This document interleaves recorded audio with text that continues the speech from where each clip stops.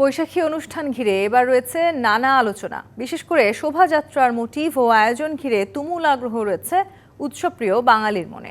এবার উৎসব পালনে নেই নিরাপত্তা ঝুঁকি, হবে আরও উৎসবমুখর।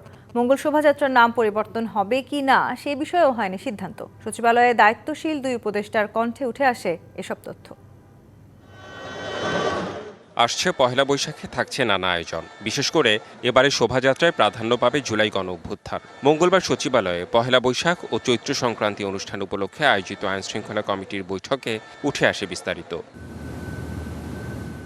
স্বরাষ্ট্র উপদেষ্টা জানান, এবছর ঢাকা বিশ্ববিদ্যালয়, সংস্কৃতি বিষয়ক মন্ত্রণালয় সহ সারা দেশে ব্যাপক পরিসরে থাকছে বৈশাখের আয়োজন। বলেন, নিরাপত্তা যাতে বিঘ্নিত না হয় সেজন্য যা যা প্রয়োজন করা হচ্ছে।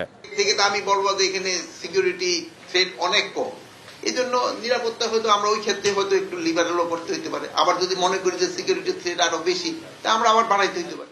আর মঙ্গল শোভাযাত্রার নাম পরিবর্তন নিয়ে এখনো কোনো সিদ্ধান্ত হয়নি বলে জানান সংস্কৃতি বিষয়ক উপদেষ্টা। যে শোভাযাত্রার নাম কি থাকছে এটা ঢাকা বিশ্ববিদ্যালয় সংশ্লিষ্ট অনেকের সঙ্গে আলোচনা করছেন। তারা আলোচনা করে ওনাদের প্রেস কনফারেন্স আছে 10 তারিখে, ওনারা আপনাদেরকে জানাবেন যে নামটা আসলে কি হবে। 26টি জাতিগোষ্ঠী এবার নববর্ষের শোভাযাত্রায় অংশগ্রহণ করবে বলেও জানানো হয়। আপনারা ওই অনুষ্ঠানে এসে দেখতে হবে যে আমরা। Redwan Ahmed, DBC news, Dhaka.